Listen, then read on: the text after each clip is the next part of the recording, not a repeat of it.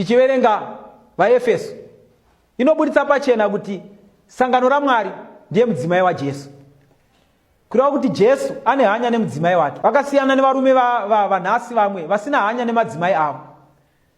Jesu anokonsentrata nesangano rake. Parinotambudzika aripo kuribatsira. Ndiye anovaka ruzhova kuti hakuna anokuwadza sangano rangu. Kunyange vanhu vakanetseka, vakaedza nepavanogona, hakuna anokanganisa sangano raMwari. Jesu akarichengeta. Ndinoshamisika nevamwe vanoti vakatarisa mukati mesangano vachiona zvivi zvinenge zvichiitwa nevanhu, vanodzimara voti sangano rarasika. Regai ndikudze vatendi, sangano raMwari harirasiki. The true church of God moves forward. Sangano raMwari rinoenda mberi. Sangano raMwari harirasiki. Sangano raMwari ringaita haro vanotadzira Mwari varimo. Regai ndikudze vana vaMwari, kana varipo vanotadzira Mwari vari mukati mechechi, sangano raMwari Jesu anoripurifya ari oga. Hakuna sangano raMwari parinotanga riri a pure church ropedzisira an apostate church. Sangano raMwari rinoramba riri pure church, Kristu achipurifya sangano rake. Umwe anotaura anoti kunyange nemuchechi yaMwari ndiyo inova yakafanana nechipatara. Kana muri muchipatara, chipatara chakazara varwere, saka hakuna murwere anofana kupota achiona zvitema zvevamwe, asi anofana kukonsentrata nechake, achiona dokta kuti dokta amubatsire. Kana dokta akamubatsira akapora, omudischarge. Asi hakuna murwere anogona kudischarge umwe murwere. Hakuna murwere anotiza chipatara nekuti chipatara chawandisa vanhu vanorwara, nekuti iye kana ari kurwara ariwo pati yevarwere. Saka tiri kuti mukati mesangano raMwari vanhu vanogona kunge varimo vachitadzira Mwari, vanhu vanogona kunge varimo vane zvitema zvavo. Sasvike pakuti handichadi kunamata, woti ndakusiya chechi yaMwari. Vanotadza varimo, vasimo, chechi yaMwari iri parwendo rwekuenda kudenga. Ichienda kudenga kudaro ine vatungamiriri vanoitungamirira. Those are visible leaders, but we have the Son of Man, the representative of humanity, anova Jesu, akamira achifamba ari pakati pesangano rake. Hakuna chinoitika chinopotsa ziso rake, hakuna chinoitika chinopotsa nzeve yake. Aripo kubatsira sangano rake, achisesedza sangano rake mukati merwendo. So kunyange chechi mukazarisa vanhu vanotadzira Mwari, chero uri kuona veupombwe vawandisa mukati mechechi, ramba uchinamata munhu waMwari. Chero ukaona sangano rakuita kunge rakuda kudona, sangano raMwari haridoni, muridzi waro anoritakura. Kunyange ukaona kunge zvakurema, zvinhu zviri kunetsa, regai ndikudze munhu waMwari, aripo Jesu anosuplya sangano rake, aripo Jesu anoprovidira sangano rake. Saka Johana achiratidzwa pabhuku razvakazarurwa chapter 1 aiziva Jesu kuti patichaenda kumberi, kutangira pana chapter 2 tichienda kumberi yebhuku razvakazarurwa, Johana achatanga kuona sangano raMwari richitambudzwa. Johana achatanga kuona zvikara, Johana achatanga kuona nyanga, Johana achatanga kuona zvakasiyana siyana, zvicharwadza, zvimwe zvichatambudza, zvichavhiringidza, zvimwe zvichakanganisa pfungwa dzake. Rangarirai Johani ariko kuEfesasi, ndiye wakanga ari mutana waimirira sangano raMwari. Waiti kana nhema dzikada kupinda, waimira kuribyuka nhema dzinoda kupinda muchechi. Waiti kana sangano rikatambudzwa, aimira kukamfota sangano raMwari. Saka paakabviswa achiendeswa kuPatmos, his concern was ndiani uchabatsira nekutungamirira sangano raMwari. Saka paari kupiwa pachapter 1 yebhuku razvakazarurwa, ari kuedza kuratidzwa Johani kuti sangano raMwari haritungamirirwe newe Johani, harigone kumira nepfungwa dzemunhu, asi kune mutungamiriri mukuru anonzi Jesu. Ndiye anotungamirira sangano rake, ndiye anofamba naro, ndiye anorisesedza, ndiye anoribatsira, ndiye anoritakura. Saka Johani wakanga ari kuratidzwa pachapter 1 kuti Johani pane zvaucharatidzwa kumberi. Don't worry munhu waMwari. Kunyange ukaona vatendi vachitambudzwa, kunyange ukazoona vanhu vachishungurudzwa, kunyange ukazoona vatendi vamwe vachikandirwa kumhuka vachiurayiwa, kunyange ukazoona vatendi vachipiswa, kunyange vatendi vakatorerwa mabasa avo, kunyange vatendi vakaitirwa chakati nechakati, don't worry Johani. We have a leader who is Jesus Christ. He is involved in his church. Kunyangwe sangano rikaita kunge rakuenda musango, hariendi musango, aripo akabata sangano rake.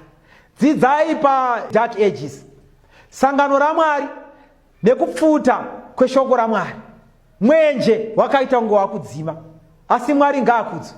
Ariko anobata mwenje wesangano rake, ariko anobata iro sangano rake achirisesedza parwendo. Aripo captain weship anofambisa sangano rake mberi. Regai ndikutaurire vana vaMwari, ngatiregei kutya. Tine mutungamiriri anonzi Jesu, tine mutungamiriri akatendeka anonzi Jesu. Vanhu vangatadza kutendeka, asi tine iye akatendeka anonzi Jesu, anogara nekusingaperi. Saka tiri kuona pano Johani achiratidzwa, before aratidzwa zvose zviri mberi: kutambudzwa kwevanhu, kurwadziwa kwevanhu, kushushwa kwevanhu, runyanga ruchibuda, vanhu vachitambudzwa, vanhu vachimanikidzwa, vanhu vachiitirwa chakati nechakati, mwetsvina ichinetsa vanhu. Asi Johani atanga asimbiswa kuna chapter 1 kuti kana wakuzoona zvese zvichiitika izvi, don't worry, Johani aripo, Kristu ari in control. Saka imwe pfungwa yebhuku razvakazarurwa ipfungwa yekupa vanhu confidence panguva ino kuti zvose zvingaitika muupenyu, tina Jesu ari involved mukati mesangano rake, tina Jesu ari involved mukati meupenyu hwevatendi, tina Jesu anobatsira vatendi, tina Jesu anofamba nevatendi, haana nguva yanotisiya. Pana Mateo chapter 28 verse ya 19 na 20 akapa promise: ndichava nemi kusvikira kumugumo. Hapana paanotisiya. Kunyangwe tikatambura zvakadii, we have a leader who is Jesus Christ. He will make sure he sails that ship ichinanga kudenga. Kana vatendi, kana vatungamiriri venyika ino vangatadza kutendeka, tina iye akatendeka anonzi Jesu. Ndiye anosaila shipi rino achinanga naro kudenga. Kunyangwe vamwe vanhu vakaita kunge vakurasika pakutenda, kunyangwe vamwe vanhu vakaita kunge vakurasha kutendawo, ramba wakabatirira munhu waMwari. Tina Jesu, the sailor of this ship. He will make sure we sail to heaven. Kana mukati meupenyu hwako moita kunge zvinhu zvaakubhenda, tine chapter 1 yebhuku razvakazarurwa inotipa confidence kuti kunyangwe zvadii, Christ conquers. Ndiye ari pakati pezvigadziko zvemwenje, ndiye anotungamirira chechi yake. Hapana painopinda Kristu asingazivi, hapana chinoinetsa Jesu asingazivi, hapana matambudziko anoitika Jesu asingazivi. Saka we have that assurance kuti kunyangwe tikapinda matambudziko akaita sei, kunyangwe vana vaMwari tiri parwendo rwekuenda kudenga, tiri vatendi vari muship inova the true church of God, kunyangwe tikatambura zvakadii, we are sure we are sailing home. Takafanana naDhavhidhi anoti Jehovha, kana Jehovha ari mufudzi wangu, hakuna chandinoshayiwa. Ndicharamba ndichimutevera, because ndikaramba ndakatenda maari.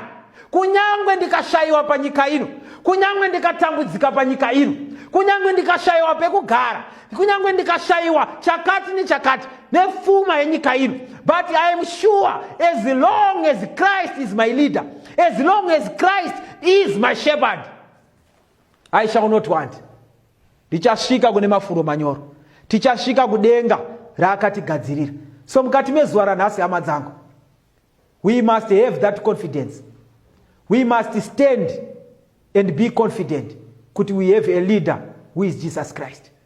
Imwe nguva zvikaita kunge zvakurema, imwe nguva zvikaita kunge nzira pasisina, imwe nguva tikaita kunge takuremerwa, imwe nguva tikaona kunge kunamata kwakurema, imwe nguva tikaita kunge tine makore matema ari kuti shielda from Christ, kunge tine makore ari kuti vhiringidza pakunamata kwedu. Imwe nguva tikafunga kuti zvakurema zvekunamata, imwe nguva tikaona kunge vatendi vatambudzwa, kunge Satani ari in control. Regai ndikuudze vana vaMwari, Christ is in control. Kristu ndiye mutungamiriri, Kristu ndiye mubatsiri wedu, Kristu will make sure tinosvika kudenga. So mukati mezuva ranhasi, chapter 1 yebhuku razvakazarurwa iripo kusumudza tariro yedu, iripo kutipa hope, iripo kutipa muono wekuti chose chinosangana nevanhu vaMwari, chose chinosangana nevatendi, hakuna chinopotsa ziso raKristu, hakuna kuchema kunopotsa nzeve yaKristu, hakuna chakaipa chinovira vana vaMwari Kristu asingazivi. Nemhaka yei? Ndiye ari pakati pesangano rake, kwete sangano bedzi, asi ari pakati pevanhu vake. He is involved in the lives of his people. Kuchema kwedu, kurwadziwa kwedu, kutambudzika kwedu, kushushikana kwedu, zvatinoshayiwa nezvinotinetsa, Jesu anozviziva. Vakakomborerwa vanopfugama pakunamata, confident in Christ. Vakakomborerwa vanoti Mwari tibatsirei, tinoda kumira kwamuri panguva dzedu dzekurarama. As a high priest, murimo mukati metemberi, timirirei pakutadza kwedu, tirevererei pamberi paMwari, kwete kutireverera bedzi, asi tipewo simba rekukurira. Nevamwe vanoti Mwari wekudenga ndibatsirei, ndoda kuti muve mutungamiriri mukati meupenyu hwangu. Mukana uripo, Kristu aripo kutungamira. Basa guru richiitwa, vana vaMwari vachienda kumusha, Kristu anotungamirira sangano rake. Dai Mwari angatikomborera, dai Mwari angatitungamirira, ngative nenguva yekunamata.